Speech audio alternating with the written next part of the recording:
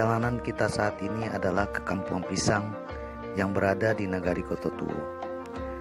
Kampung Pisang ini terletak di atas perbukitan di bawah kaki Gunung Merapi.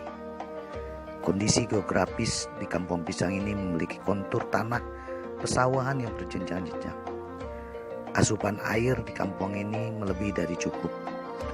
Itu sebabnya pertanian di kampung ini begitu cukup subur. Untuk menuju ke Kampung Pisang ini kita harus melewati jalan yang hanya lebarnya 3 meter sepanjang setengah kilometer dari kantor Wali Nagari Pariangan. Lalu dilanjutkan sekitar 300 meter berjalan kaki untuk sampai ke lokasi yang akan kita tuju itu.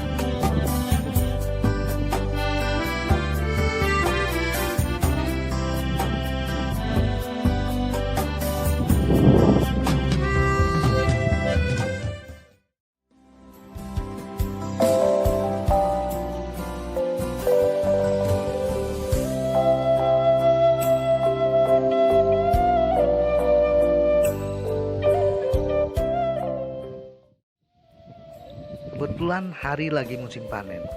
Saya diundang dan diajak oleh salah seorang petani di kampung ini. Beliau adalah Bapak Amril. Bapak Amril mengatakan bahwa musim panen saat ini hasilnya cukup bagus.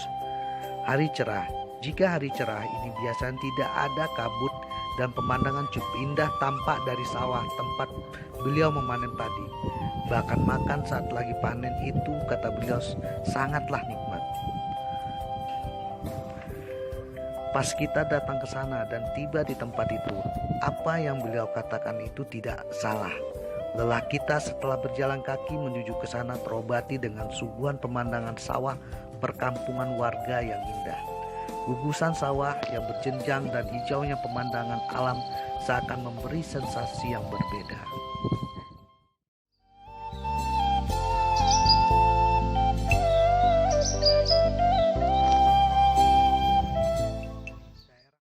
Di atas awan ini ditampilkan oleh Sang Pencipta begitu cukup sempurna, dan kita yang memandangnya seperti saduran lukisan di atas kanvas.